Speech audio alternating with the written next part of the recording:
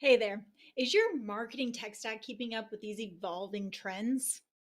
Well, in today's episode, we're going to talk about innovative ways that MSPs can go to market in their marketing.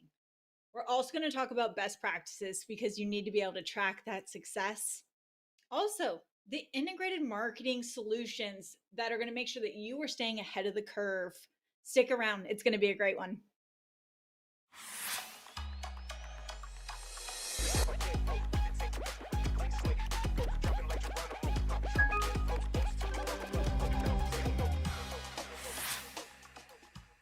Hey, everybody. I'm Kristen Fehrenbach, the Senior Director of Microsoft Go-to-Market here at Pax8.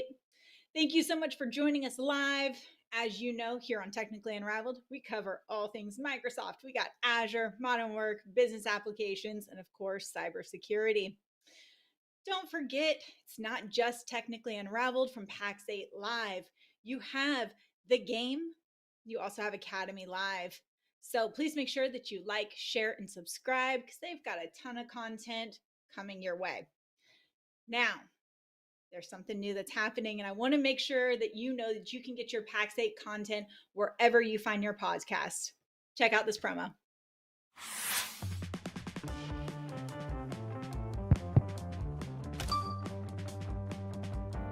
We've got a fantastic episode lined up for you today. Keith, what are you doing in here? Pax8 has podcasts now. We're in the big leagues. Really? Tell me more. Well, now you can check us out wherever you get your podcast.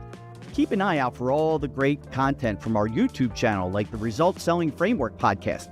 But now, on the go, we'll be chatting with experts about MSP growth, cybersecurity, AI, and modern work. Thoughts? Not bad. I still think AI could do it better. Well, AI doesn't have my charm or my fastball. Hey, fine. I'll let you get back to recording. Okay.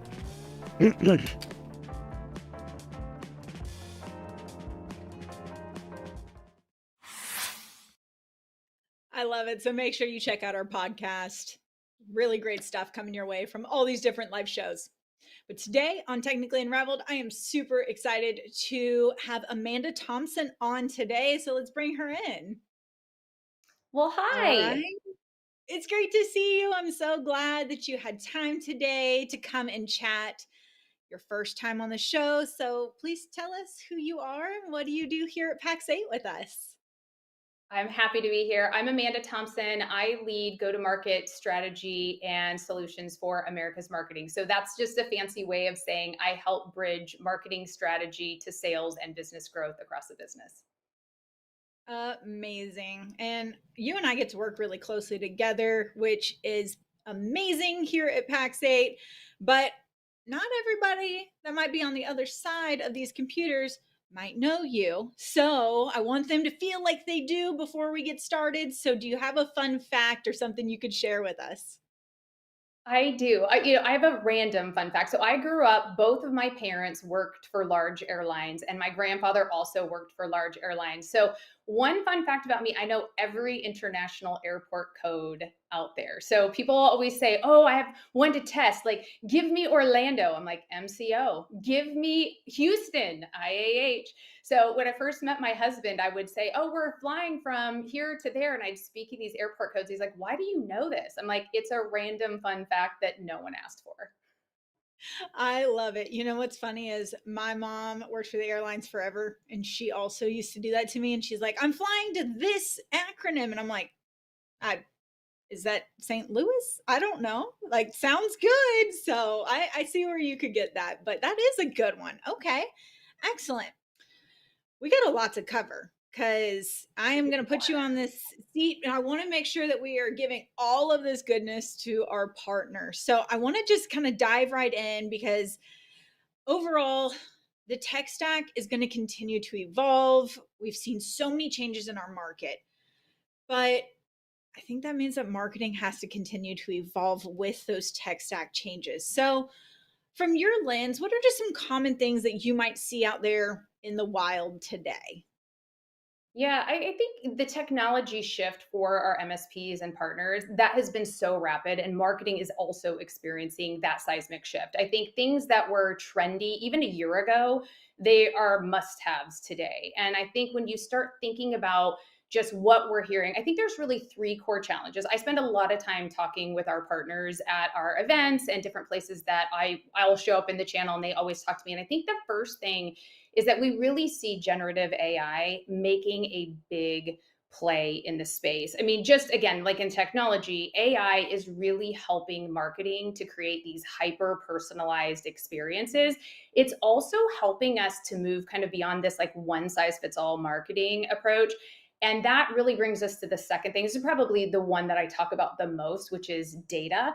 And I think really good marketing outcomes are now being driven by data, where even just 5 years ago, a lot of that marketing was really being driven by, I think this is happening, maybe, good luck, feel, all the things that kind of go with that. But today, data is really helping revenue marketers particularly make better decisions about audiences, where do they show up, etc. And the third thing that I'm hearing a lot about is, how do I actually find those people? Privacy is becoming a huge area of consideration around marketing, just because think about even your own life where you have privacy now set up that you didn't have set up 6 months ago. How is that going to change over the course of the next year? So it's really interesting because, again, what we're finding is what didn't work a year ago is also like, it's just starting to erode your marketing funnel. But we're also finding that some heritage and kind of vintage marketing strategies are working. So we see the rise of things like direct mail making a return and an impact to kind of circumvent some of these privacy issues. Like, who would have thought, right? Like, we I know. went so far away from those things, and they're like, okay, what's old is new. Let's bring it back around for a 100%. second one. But, Yeah. you know, look, it's right here, a cell phone, right? Like, I am attached to this. We're all just the scrolling people that we are now, taking photos. And I think it's really interesting because social media marketing has taken off. But I mean, what is your take on social media marketing? Oh, I think outside, one of the questions that I get oftentimes is, I don't know where to start on social media. What channel? Where do I go? And if you really think about social media marketing, specifically in the business to business arena, social media is having a little bit of a catch up play in business to business marketing. It's been the play for business to consumer marketing for a while. But when you think about social media marketing, I mean, just think about how TikTok wasn't a thing, really for businesses even 2 years ago. And so, what you think now about social media marketing, specifically for businesses, is that you have new channels that you maybe haven't thought of before. And when I think is really interesting, and there's some statistics you can see here, is that almost half the consumers said that they're engaging with brands and businesses online in ways that they haven't done even 6 months ago. So when you think about the speed of how the marketing stack is moving, it's moving at the same pace that the tech stack is moving. And I think you see that evidenced by the way that we're spending. I mean, look at the fact that 83% of social media spend is going to be placed and done on mobile by 2030. And that of the marketing budgets, when marketing kind of starts to go flat, you start to see certain areas and trends rise, and you start to see across the marketing budget almost a 10% yearly increase in social media. So more than ever, it's really important that businesses are thinking seriously about their go-to-market strategy on social media. And that can create in its own right some different challenges. And I think you start to really think a little bit about, it's more important than ever to realize that you are still talking to people. And that's the benefit of social media, is you get to show your personality, you get to build relationships, you get to do things that you can't do in emails or direct mail or billboards or digital things. So you really get a chance to tell your story, and you also really get a chance to showcase your personality.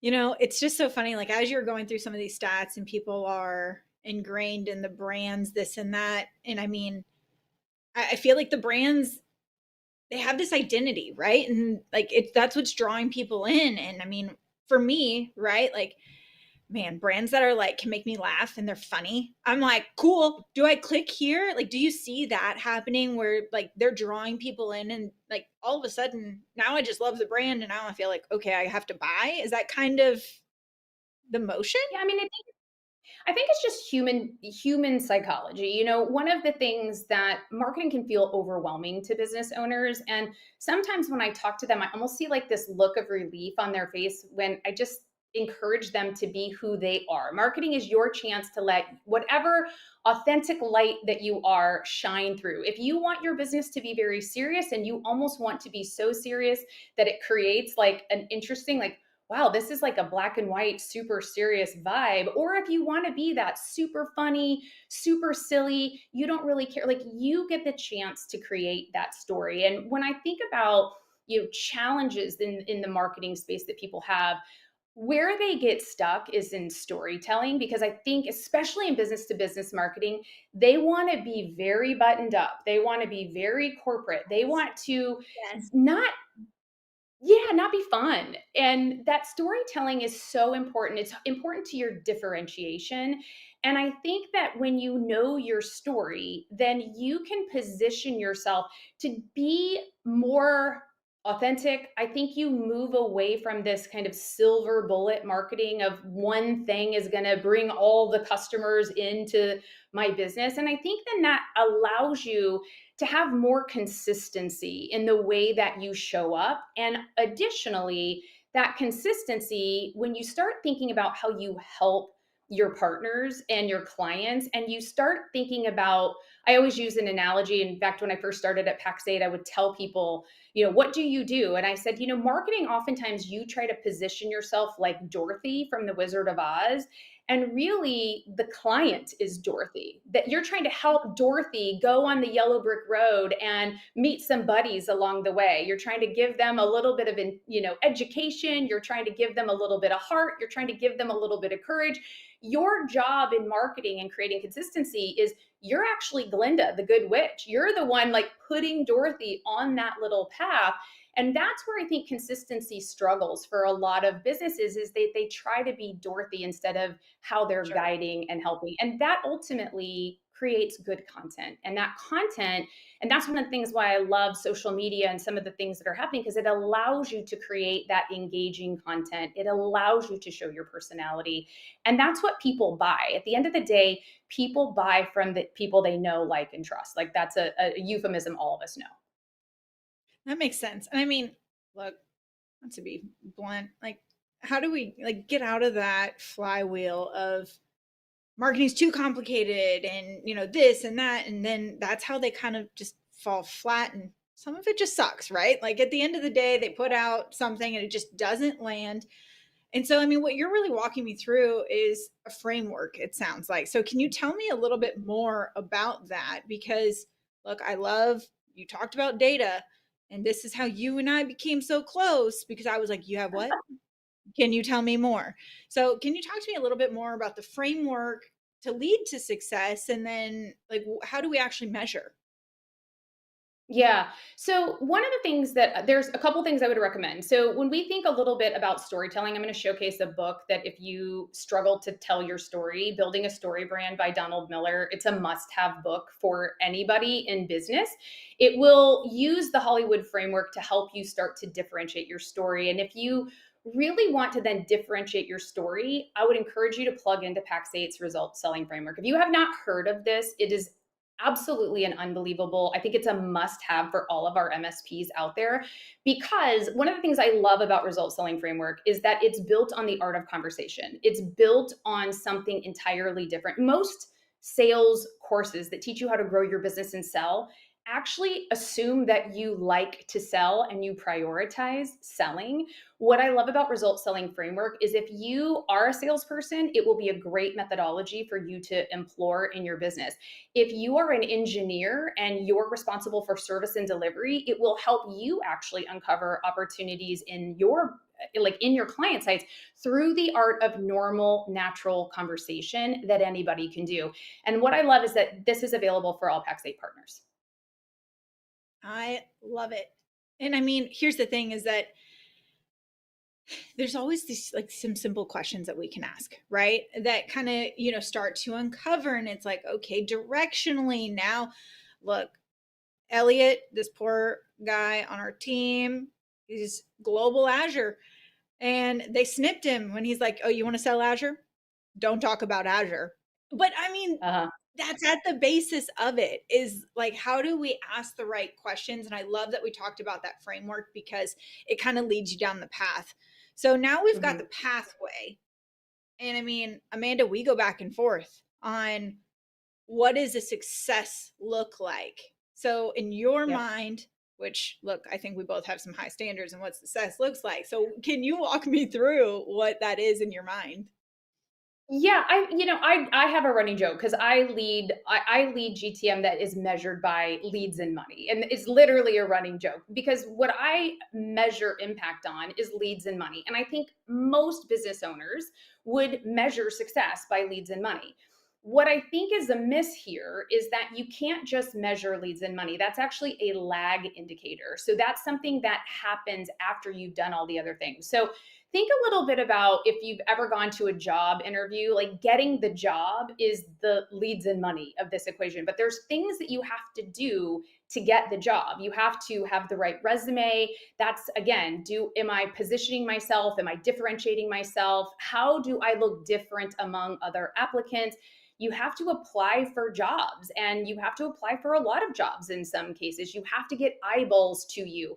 You then have to get people that respond to your messaging. And so you have to look at stages of your funnel of marketing the same way. Those are actually the lead indicators. If I don't have enough eyeballs on something, if I don't have enough downloads happening, or if I don't have enough people engaging in my emails, then I'm never going to generate enough leads and money to be effective. That absolutely makes sense because I don't think it's impressions. I don't think it's like a singular thing, right? And so like It's when not. we're talking about success overall, I think there's a lot that goes into it. And I do Mhm. I love that you're talking about the lag indicators because obviously we're all getting to the dollar, right? But Yep. there's a pipeline, there's a lot of stuff that goes into it. So you use this word a lot and you talk a lot about consistency. So Mhm. what does that mean? Like, do I just sit over here and start, typing up some emails and blasting people away? Like, where do you recommend that we start? Yeah, well, please don't do that. That will probably immediately get you in spam jail. Just kidding. Well, not kidding, but I think it's really important to have an integrated marketing strategy. Now, if you're not familiar with integrated marketing strategy, marketing people sometimes overcomplicate things.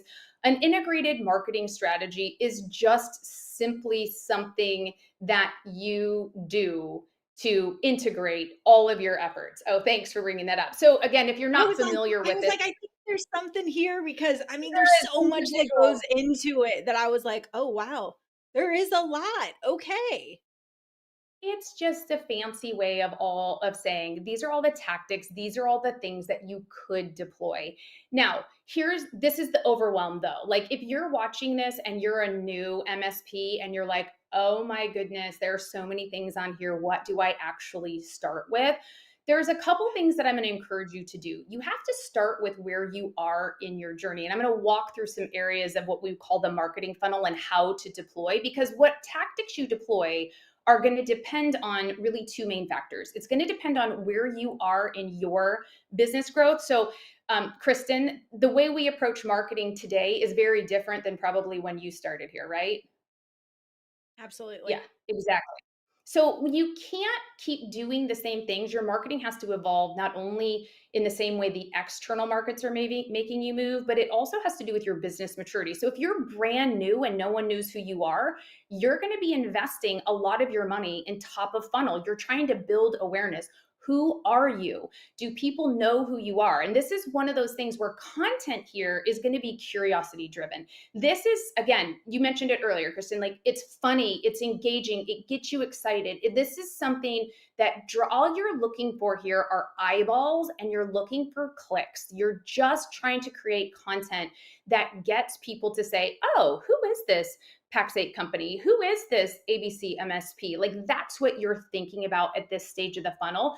This is also why you see the rise of social media as one of these funnels, because awareness marketing can be very expensive because you are not yet generating leads and money from this. You're just building eyeballs, and your go to market for top of funnel needs to just be curiosity driven. And then that should lead them to the middle of the funnel. And here is the consideration phase of marketing. If you've spent a few minutes thinking about like, how does this journey happen? So going back to our job interview situation, this part of the funnel is the interview.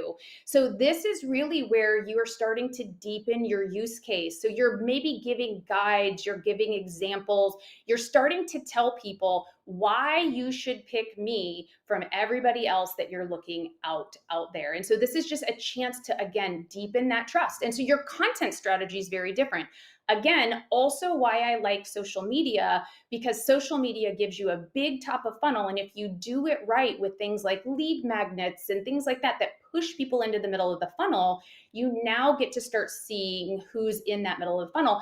And bottom of the funnel is the fun part. This is leads and money. This is where you're driving conversation and somebody is saying, you are for me. You are the person that I want to work with, and I need to do it right now because you've told me a great story. You've made me the hero. You've made me Dorothy, and you've really clearly laid out this yellow brick road that shows me where I need to go. And so when you think about all the things you should do, you ask that question, it's going to depend on where you are in your business maturity. It's also going to depend on what you need the most of. And I think where many MSPs overcomplicate marketing is they try to do all of these things. In fact, Jonathan talked a lot about this a couple weeks ago when he was talking about doing a YouTube video for 2 years. I think what happens, that YouTube video is all top of funnel. That's all top of funnel. He's building trust. He's repeated. People know who he is. He now has a tagline. He didn't start out with a tagline, but he The also bearded didn't start out.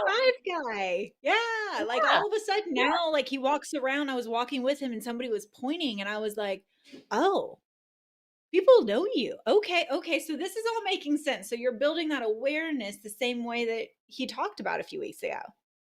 Exactly. And that's again why when you think about having an integrated funnel, social media and consistency, email marketing, etc. So think about where your funnel is. If you're just doing something and you're hoping that it's going to drive leads and money because you do 3 YouTube videos, you are going to be frustrated with marketing. I hear it all the time. We've tried everything. And I'm like, well, how long did you try it? They'll say to me, oh, I ran social media. I ran one set of social media ads. It didn't work. And I was like, well, how long did you run it for? 2 weeks. Okay. How many commercials did you see last week? And so sometimes when I say that, they're like, oh, I guess I didn't think about that. I'm like, yeah, run a $5 budget every single day for a year, every day for a single year, and just run that budget, and you will have much more consistency and success than trying to spend $5,000 and do it in a 2-week period. So you just got to be a little bit smart. And that's, again, when you start thinking about marketing, remember you're talking to humans and you want to approach it in the same way that you buy. We all buy things. All of us buy things all the time. We are exposed to marketing. We all know that we have things that we need to purchase, and there's a strategy of storytelling, creating engaging content, but being aware of where you are in that funnel and where your customer is in that funnel and how you just speak to them is really important. I love it. And so I like that you're saying, hey, you know what? It's okay wherever you're at. Like there's going to Yeah. be a starting point for you. So, you know, a lot of our MSPs, they can wear a lot of hats, Amanda, as we know. The owner can also be the tech guy, the this, the marketing, the whoever they are. So we've been working on something that I'm pretty Yes, excited about. me But too. can you tell us a little bit more about the offer that we've worked on together? Yes, I'm so excited about this. This is one of the things I think partners ask me this the most. I need help. I need help. I need help. I don't know where to start. And when we do start talking about things like social media, top of funnel, middle of funnel, sometimes that feels overwhelming because of creating content. How do I do that? And I'm doing all the things. I don't have time to create content. I'm not consistent at it. Sometimes I even hear partners say, I suck at it. So there's a lot of feelings. And so we've been so excited to partner with a company called Channext. This is a Pax8 partner private offer. We've got limited availability. In fact, we announced it yesterday. And Kristen, I don't know, but these results are amazing. So we have a very small amount of these partnership opportunities available. What this is a social media automation platform. So this allows our partners to have consistent, you've heard me talk about this a lot today, consistent, relevant, highly engaging content that's automatically getting posted to their social media channels. This can be Facebook, this can be Instagram, this can be LinkedIn. This is basically an opportunity to start tapping into a channel without tapping into additional people to run those channels. And the most exciting part of this is not only does this help you build consistency in that social media posting, but it is a 1-year complimentary service for our Microsoft consuming partners. So if this is something your business is struggling with, if you heard me today and you're like, I can focus on my story and my differentiation, but social media scares me, this is for you. But if you want this, I'm going to say, Kristen, do not pass go, do not collect $200. Immediately finish this episode and call your account manager. They will be able to hook you up with this. But it's limited and it's so move fast. I love it. I'm super, super excited about this. This is something that, like you said, partners, we talk to them all the time and they're like, man, I can pull content from, the marketing at Microsoft, or I can do this, I can do that, but you still have to hit the buttons and it's just too much. So I think this could be a really, really great solution for some of our partners. But Amanda said it. Please make sure that you get your spot, because I looked at the numbers. They're flying off the shelf. So Amanda, thank you so much for your time. Before we wrap up, any final words or advice that you have? I think the thing is just slow down to go fast. In marketing, we want to get so fast to leads and money that we don't spend the hour or two really doing a clear mirror assessment of our funnel and where are we? Where do we actually need help and how do we invest our time accordingly? And lastly, if you're coming to Beyond, pull me aside, come talk to me. I would love to know about what you're doing in your marketing and be able to share any insights with you. So I hope to see you at Beyond. And Kristen, thanks for having me here today. It was super fun. Absolutely. Thank you so much for your time, Amanda. All righty, everybody. We really got the scoop on marketing today. I am super excited. Here's the thing. Let's continue to build your brands, the awareness. We are all here to support you at Pax8. You've got your results selling framework. You've got this private offer, so make sure you take advantage of those. But this would not be a Technically Unraveled show without your Copilot Tip of the Week. Let's check it out.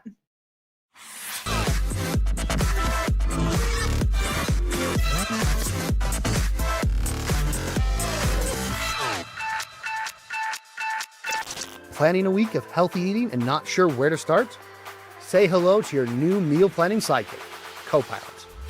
Hey, I'm Willis. In today's Copilot Tip of the Week, we'll show you how Copilot can help you plan healthy meals and create a grocery list so you can stay on track without the stress. Healthy meal plan. Staring at an empty fridge, wondering what to cook? Just ask Copilot to create a balanced meal plan, and it'll provide breakfast, lunch, dinner, and snacks. Don't forget to tell it how many days you want it for. Grocery list. Copilot doesn't stop there. Once you've got a meal plan, it can generate a grocery list for you so you can shop with ease. No more scrambling to remember what you need. Just grab your list and head to the store. Customization. Need to adjust your meals? Want to go vegetarian or avoid seafood? Maybe that's just me. Tell Copilot and it'll tweak the plans to fit your needs. Time saving. No more searching for healthy recipes or stressing over what to cook next. Copilot makes meal planning quick, easy, and fun. With Copilot, you'll be eating healthy in no time, and you'll have everything you need in one place. Meal prep just got a whole lot easier. Enjoy stress-free cooking and easy shopping.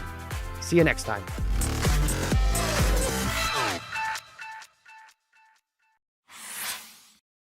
All right. Thank you so much, Willis. And big thank you to Amanda Thompson, as it was her first time on Technically Unraveled.